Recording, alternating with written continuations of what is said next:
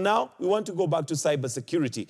And, of course, the question of servers does also come in. And joining me this morning, in case you're joining us now, a quick reintroduction of those that we have in studio. We have Thomas Mweri, who's a software engineer and a computer security expert, and Peter Oloch, who's a web admin. And before we took the break, we were looking at just basic precautions that we should take when coming up with a password. And one of the things that you mentioned, and maybe we'd like to anchor on that as well, and coming to you, Peter, is the use of the same password across the board. It makes it easier for my life to just use, the same password for my email address here at work, for my Gmail account, for my Google account, for my Pinterest account. We have all sorts of accounts, and nowadays, it just makes it easier, but there is a danger in that. Yes, there's a danger in using one password for all your accounts. The danger is in that when the hacker manages to get these details, he can actually mess up your life. From your professional life on LinkedIn, to your communication life on Gmail or Yahoo, for example, to your social life on Facebook, to your other social life on Twitter, for example, all your life. Because someone can just decide to send erroneous mail to your boss, for example, that maybe, let's say, for example, I've resigned or something, or even send abuses to your bosses via communication. Or someone can just send... So people can be malicious. Okay. And that can be very dangerous. All right, Thomas, I've had my Yahoo account hacked at one time. And there were messages going out that I am in some place outside the country and I need money. And of course, this goes to your friends. Yeah. However, when I retrieved or tried to retrieve the account, I found that he had put his email address as diversion. Recovery. Yeah, yes, a recovery. And not just as a recovery. So whoever was sending me mail was actually going to him and not to me. How does that work and how do I prevent that? Well, it happens. It happens, and at some point I may have also been a victim of a similar circumstance. But then I think the first step you'd take is to try and contact your most important contacts first and let them know you've been hacked, like a temporary damage control mechanism. And then if at all you had other... Now, you say this email has already been diverted to another email address, then it makes it even more difficult to recover your email address. But then you can still be able to contact the service provider, in this case Yahoo, through other means. I'm sure there's a set of other questions they might have asked you when you were opening the account. And just in case those two have not been compromised, then you might as well be able to recover your account. But in some cases, it gets unfortunate to the point that you cannot be able to control the situation. So that's how harmful it can be. All right, Peter, let's move to a higher level of security, and this is to do with transactions. We are in a world that is very fast-moving, and we are slowly moving away from cash transactions to credit cards and to authentication on an online platform, regardless of what it is. How safe am I to use or give out my credit card details online? And secondly, if I am making a transaction possibly online using my credit card, what must I be wary about? Okay, when making a transaction over the internet, let's say bank transaction, for example, or buying goods or services via online accounts like maybe Kilimall or Amazon or Alibaba, one of the things you have to ensure is that the website you're using is secured.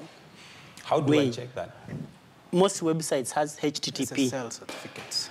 But now secured websites, it has HTTPS. There's an S at the end. The S is for security. Yeah, the S is for security. You have to ensure that. And nobody can come up with a pseudo account that has the same looking details. Because nowadays you just create a mirror and you're good to go. No. It's difficult, Mike. That's difficult. Because when you are asking for that domain, then you've got to go through some sort of interrogation and verification for you to be assigned that secured account. Other than, an attacker wouldn't want to, get themselves known to verification organizations. So that's why they keep off. They tend so to a key thing here to check is HTTPS. The S is for security. Yes. And this is on the logging in, the bar at the top. The address bar. The address bar. Yeah. Okay, carry on. Then like let's say for the example, the banks or whatever payment you're using, in most cases, after you've captured that, after you've entered your details and click send, mostly the data is usually transported in a secured manner. And as he said, also encryption. Encryption basically is, if I type ABCD, it gets jumbled up, so you only see symbols traveling on the way. So a hacker might not be able to interpret what those symbols are. But from this end, it's ABCD. Then it gets the other end. The ABCD gets encrypted back, so the other end can see it as ABCD. But on the way, along the way, you just see symbols and alphanumerics. Okay. Yeah. That's end-to-end encryption? Yeah, that's end-to-end Is that encryption. the same on WhatsApp, the end-to-end encryption? Does that mean when I have when it's encrypted on my WhatsApp, in between it's scrambled, but at the other end, the other person. What about in a case where possibly the police would want to get evidence and stuff like that? Is it possible for them to access information that has been sent via WhatsApp specifically and de-encrypt it? I'm not sure what the right word is. Well, I would say that's a debatable subject again that now sets us into the rules and laws that be in regards to cyber crimes. And what I know so far, if the police want to get a hold of any information, communication-related information, then they sort of have to partner with the relevant authorities. In this case, maybe the service telecoms, provider. Service providers, so that then they get this information in an authentic manner. So it would be illegal even for the police to try and tap and eavesdrop, snoop the communication. Yeah. All right. Going back to transactions, you are saying that, well, there is that encryption. But now, what else do I need to check out, especially because some of the hackers, what they do is that as you enter the information, you're entering it to their account, as it were. I'm calling it their account because they've created something that looks like a real account, but really it is not. All they're doing is getting the information. Okay.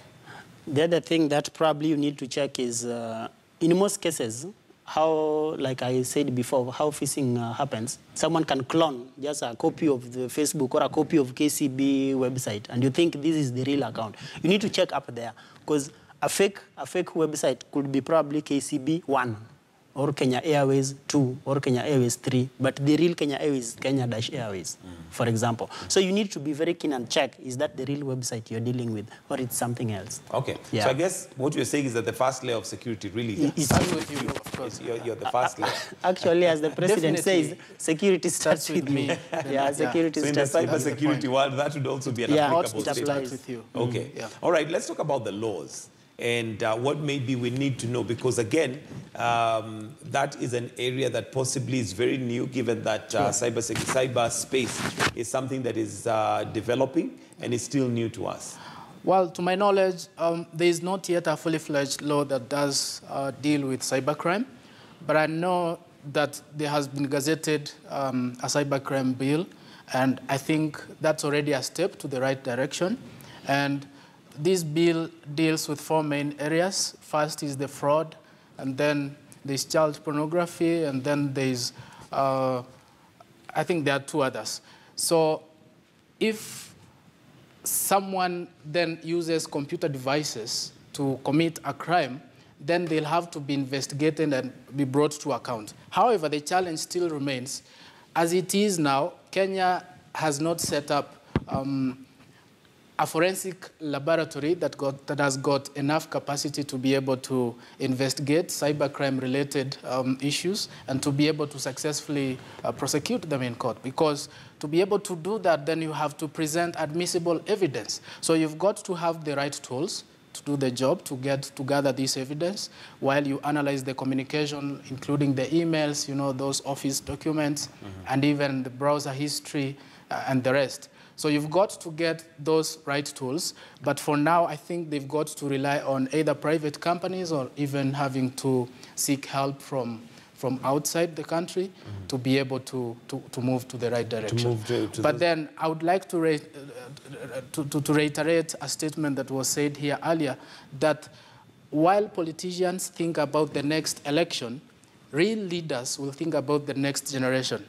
And that is to say, I'm calling out to the leaders, the current leaders, to really think about the next generation, because these are the people who are more inclined to technology, and set up an enabling environment for them to be able to exercise and realize their full potential in matters technology. And the world is definitely headed technology-wise Sure. and keying into systems.